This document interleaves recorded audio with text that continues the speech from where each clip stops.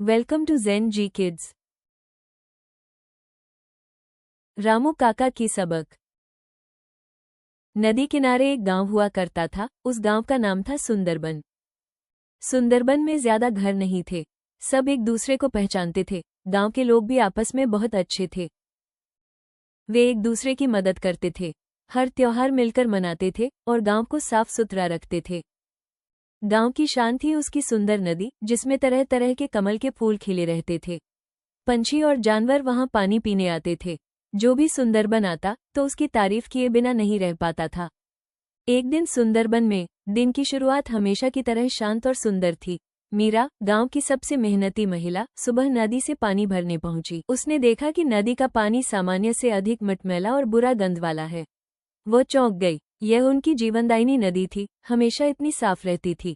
मीरा ने फौरन जाकर मुखिया रामू काका को बताया। देखते ही देखते पूरा गांव नदी किनारे इकट्ठा हो गया। पानी का रंग और गंध साफ बता रहा था कि ऊपर की तरफ, जहां से नदी आती है, कुछ गंभीर गड़बड़ हुई है। गांव के पढ़े लिखे नौजवान विशाल ने बताया।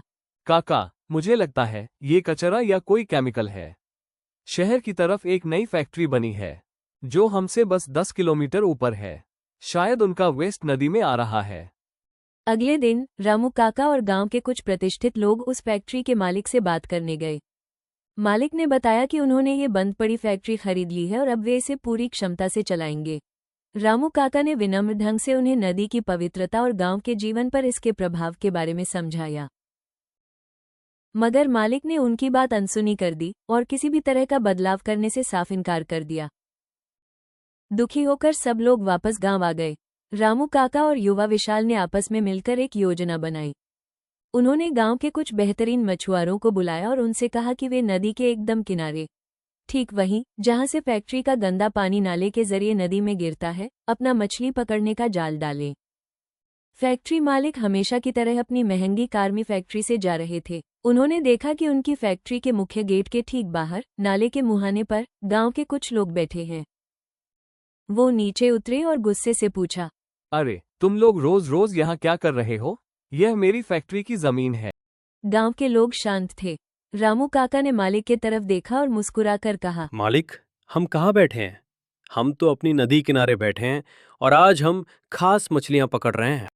मालिक ने देखा कि एक मछुआरा जाल खींच रहा है। ये कैसी मछली है? मालिक ने सोचा। जब जाल किनारे आया तो उनकी आंखें फटी रह गईं।